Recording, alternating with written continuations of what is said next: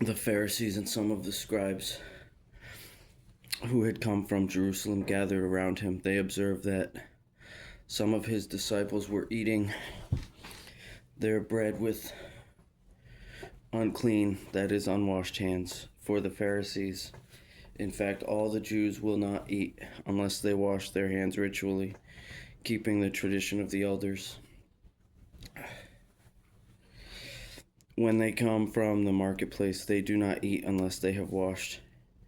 And there are many other customs they have received and keep, like the washing of cups, jugs, copper utensils, and dining couches.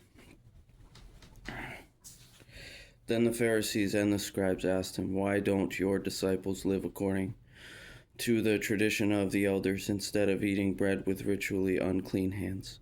He answered them, "Isaiah prophesied correctly about you hypocrites, as it is written, 'These people honor me with their lips, but their heart is far from me. They worship me in vain, teaching as doctrines the commandments of men. Disregarding the command of God, you keep the tradition of men.'" He also said to them, "You completely invalidate God's command in order to maintain your tradition. For Moses said, 'Honor your father and your mother,' and whoever speaks evil of father or mother must be put to death. But you say, if a man tells his father or mother, 'Whatever benefit you might have received from me is korban,' that is, a gift committed to the temple, you no longer let him do anything for his father or mother. You revoke God's word by your tradition, and you have handed down, and you do many other similar things." Summoning the crowd again, he told them, "Listen to me, all of you, and understand. Nothing that goes into a person from outside can defile him, but the things that come out of a person are what defile him. If anyone has ears to hear, he should listen."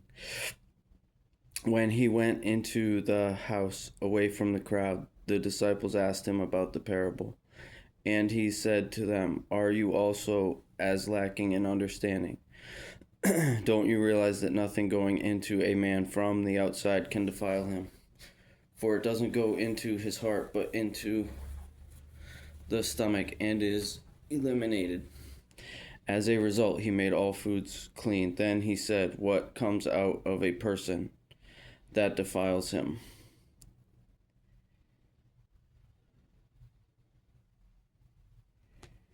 For from within, out of people's hearts, come evil thoughts, sexual immoralities, thefts, murders, adulteries, greed, evil actions, deceit, lewdness, stinginess, blasphemy, pride, and foolishness.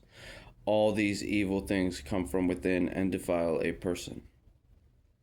He got up and departed from there to the region of Tyre and Sidon. He entered a house and did not want anyone to know it, but he could not escape notice. Instead, immediately after hearing about him, a woman whose little daughter had an unclean spirit came and fell at his feet.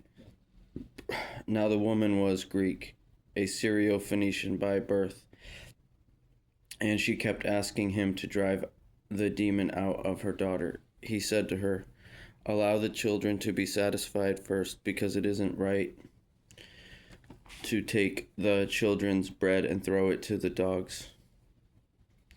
But she replied to him, "Lord, even the dogs under the table eat the children's crumbs."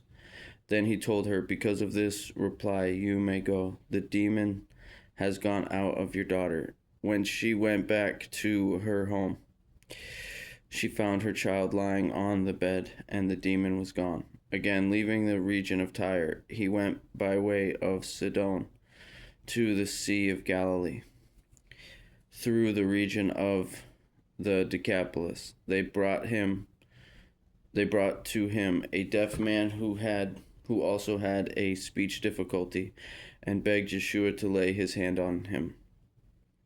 So he took him away from the crowd privately. After putting his fingers in the man's ears and spitting, he touched his tongue. Then, looking up to heaven, he sighed deeply and said to him, "Ephphatha," that is, be opened. Immediately his ears were opened, his speech difficulty was removed, and he began to speak clearly. Then he ordered them to tell no one, but the more he would order them, the more they would proclaim it. They were extremely astonished and said, "He has done everything well. He even makes deaf people hear and people unable to speak talk."